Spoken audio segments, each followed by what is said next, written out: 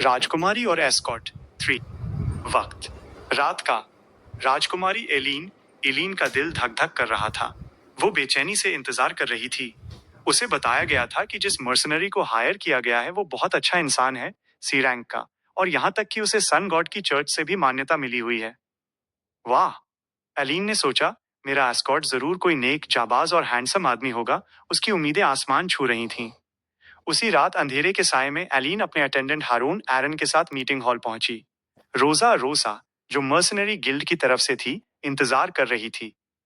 वो बस आते ही होंगे, रोजा ने कहा। एलीन ने घबराते हुए सिर हिलाया। उसका एक्साइटमेंट अब कंट्रोल से बाहर था।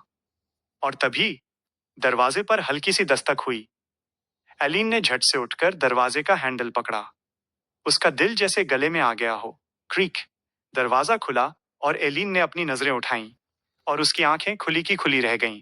उसका चेहरा एकदम पीला पड़ गया। सामने एक बारबेरियन खड़ा था। वो इतना विशाल था कि एलीन को उसे देखने के लिए गर्दन पूरी ऊपर उठानी पड़ी, शायद उससे 3 सिर लंबा। उसका पूरा शरीर कपड़े पहने होने के बावजूद सिर्फ मसल्स का पहाड़ लग रहा था। बारबेरियन ने नीचे देखा। एक अजीब सी मुस्कुराहट उसके चेहरे पर आई।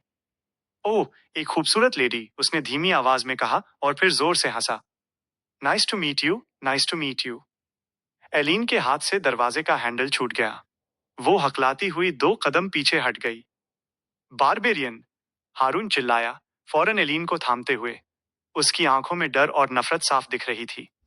कौन हो तुम? ये कैसा मजाक है? हारून तुरंत रोजा की तरफ मुड़ा। हमें दूसरा मर्सनरी चाहिए। एक बारबेरियन, जो बदतमीज होते हैं, जिनके पास तमीज नहीं होती, जो नोबल से नफरत करते हैं। क्या बकवास है ये? इसे अभी बदलो। रोजा की आंखें हल्की सी सिकुड़ गईं। अच्छा, रोजा ने ठंडी आवाज में कहा। तो क्या आप हमारे मर्सनरी गिल्ड के फैसले पर सवाल उठा रहे हैं? ये केताल कीटल है। इसे सी रैंक मिला है। क्या आप जानते हैं सी रैंक क्या होता है? इसका मतलब है ये भरोसे के लायक है। हारून घबरा गया। वो गिल्ड से पंगा नहीं ले सकता था, और बिना एस्कॉट के जाना और भी खतरनाक था। तभी एलीन ने, जो डर से कांप रही थी, धीरे से आवाज निकाली। मैं मैं मानती हूँ, लेकिन लेडी एलीन, हारून ने प्रोटेस्ट किया।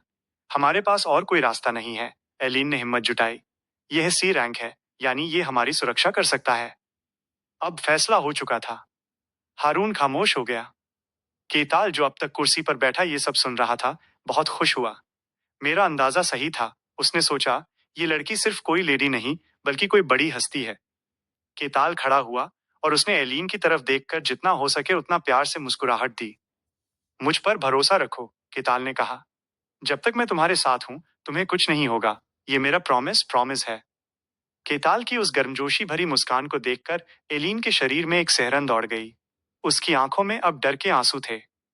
वह वो मुझे टारगेट कर रहा है, एलीन ने सोचा। उसकी मुस्कुराहट में लालच और नीयत साफ दिख रही है। उसका सारा सपना चकनाचूर हो गया था। उसे अब इस खौफनाक बारबेरियन के साथ कई दिन सफर करना पड़ेगा।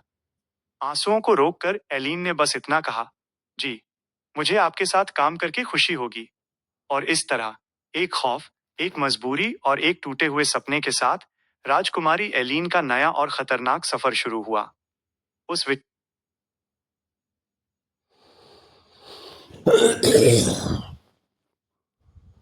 विशाल बारबेरियन के ताल के साथ।